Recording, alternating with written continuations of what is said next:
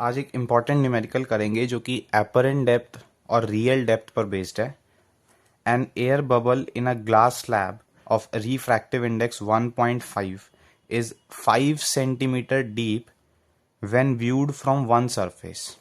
तो एक glass slab है हमारे पास, ठीक है. So let this be the glass slab. ये कुछ हमारे पास ग्लास स्लैब है. अब इस ग्लास स्लैब में ना एक एयर बबल है. तो एयर बबल एक ऑब्जेक्ट है, मान लो पॉइंट ऑब्जेक्ट, इसको हम ले लेते हैं ऐसे, ठीक है.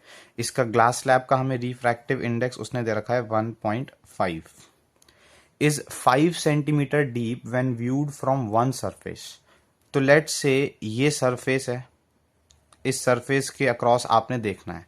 तो आपने जब इस सरफेस से इसको व्यू करा तो आपको डेप्थ कितनी नजर आई उसकी 5 सेंटीमीटर डीप. तो ये जो 5 सेंटीमीटर है ये एपरेंट डेप्थ होगी, ठीक है.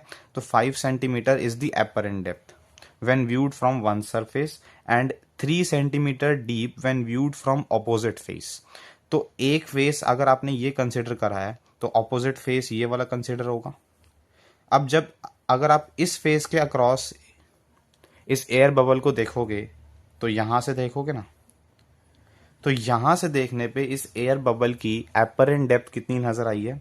3 सेंटीमीटर, ठीक है. चलो हम मान लेते हैं कि आपने जब पहले सरफेस से देखा तो इसकी एक्चुअल डेप्थ, एयर बबल की जो एक्चुअल डेप्थ है वो मान लो D1 है.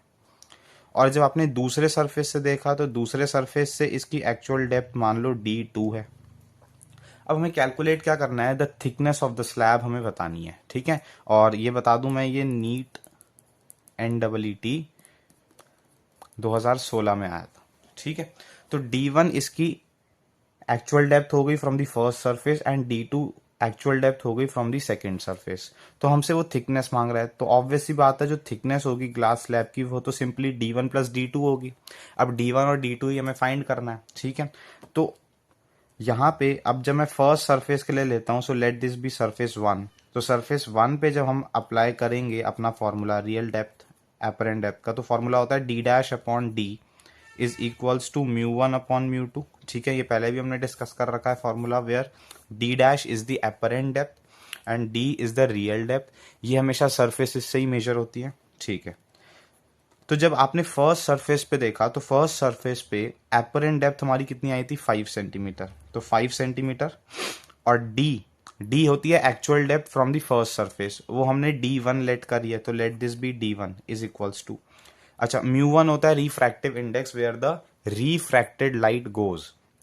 तो अब जब एयर बबल से लाइट आएगी वो एयर में जाएगी, तो एयर का 1 हो गया. और नीचे μ2 where the incident light travels, तो incident light obviously glass slab से आएगी 1.5 से. तो 1.5 को अगर मैं 3/2 कर दूं तो कुछ इस तरीके से हो जाएगा. और D1 की जो हमारी वैल्यू निकल के आएगी वो आएगी 15/2 सेंटीमीटर्स, ठीक है. तो ये D1 क्या है? This is the actual depth from the first surface. अब सेकेंड सरफेस से कैलकुलेट करते हैं. तो सेकेंड सरफेस ये वाला हो गया हमारा.